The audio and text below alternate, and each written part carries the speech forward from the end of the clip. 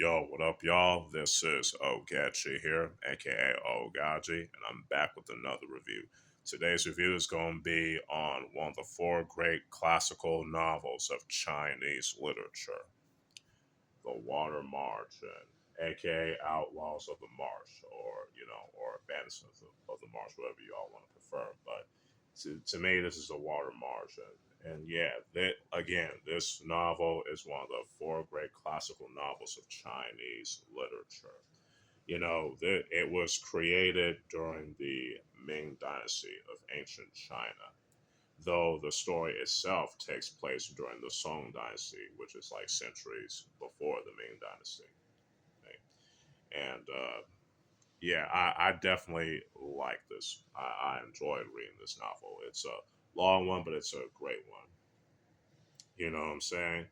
Now this particular novel, it's loosely based on the historical bandit Sun Jian, and it follows these 108 men and women who are, outlaws and things of that nature. It's some say it's the equivalent to like Robin Hood and his merry men and things of that nature, while some is like the Sopranos and whatnot.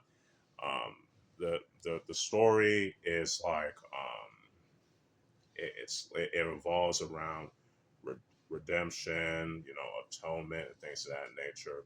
It also what I like about it is that it's not afraid to explore the gray areas and the nuances of the characters. You know what I'm saying? And they're more, especially in the cases of Sun Jian, Ling Chung, Wu Song. You know what I'm saying? And Lu Sujin. And Lu Sujin, he's like, I don't want again, I don't want to spoil it because I want y'all to read this for yourself. But you know, I'll read the back of this, release of this novel just to give you a heads up to know what I mean. The Water Margin is one of the four great classical novels of Chinese literature based upon the historical bandit Sun Jian, well, loosely based, like I said, and his companions. The Chinese equivalent of the English classic Robin Hood and His Merry Men is an epic tale of rebellion against tyranny and has been thrilling and inspiring readers for hundreds of years, which is definitely true, actually. Again, the story, it takes place in ancient China during the Song Dynasty.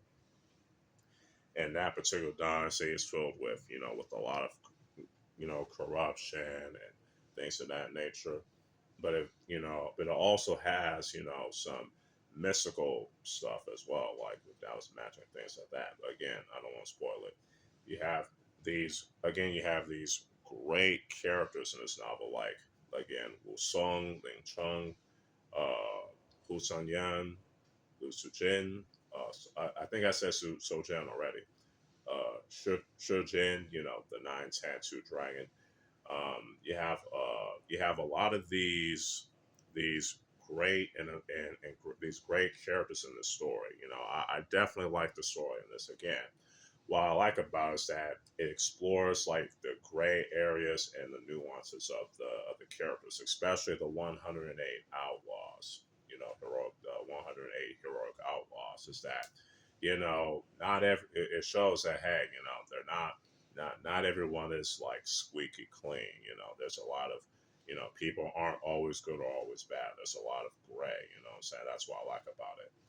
While it still has the while the heroes fight against a corrupt government during the Song Dynasty, there's a lot of gray areas and nuances to them. Like I said, I know I'll keep repeating myself, but I don't know. It's hard for me to describe the story without spoiling it, but you have certain characters that go through a lot of stuff before they seek like redemption and atonement. Especially for the fact that it revolves a lot of stuff in Chinese culture, like filial piety and and things of that nature. All that stuff in Ruism, aka Confucianism, not to mention Taoism and Buddhism as well. You know what I'm saying? But like I said, one of my favorite characters is like Ling Chun and Hu San Yan. The latter is, a female warrior because, I like my female badasses. You know what I'm saying? But anyway, I want to say that overall, the water margin is a very great story. You know what I'm saying? I wanted to talk more about the story and the plot, but it's been a minute since I read this because I finished it like months ago. And not to mention, I don't want to spoil it at all. Even though this story is like centuries old, I still don't want to spoil it. I want y'all to read this for yourself because it's a great story. It has a great story, great characters, and the action in this novel is also pretty good. You know what I'm saying? Believe me, it is. So for me, the Water Margin, aka Outlaws of the Marsh, gets a 4.5 out of 5. And before I go, I want to say that this particular story is very influential in East Asia, especially in Japan. That you know, um, it's one of the main inspirations for that RPG series, Suikoden. And Suikoden is basically the Japanese pronunciation of the water margin. Actually, there's a lot of and TV adaptations in Hong Kong, Taiwan, mainland China, and Japan, etc. It's that influential. There's also a fighting game based on this story called Outlaws of the Lost Dynasty. Yeah, Suiku Imbu. Yeah, which is actually pretty cool. Anyway, again, the water margin definitely gets a 4.5 out of 5. I definitely recommend this novel for real.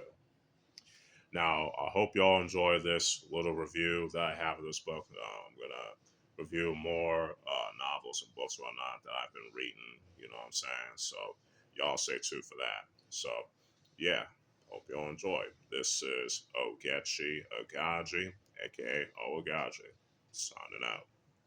Peace.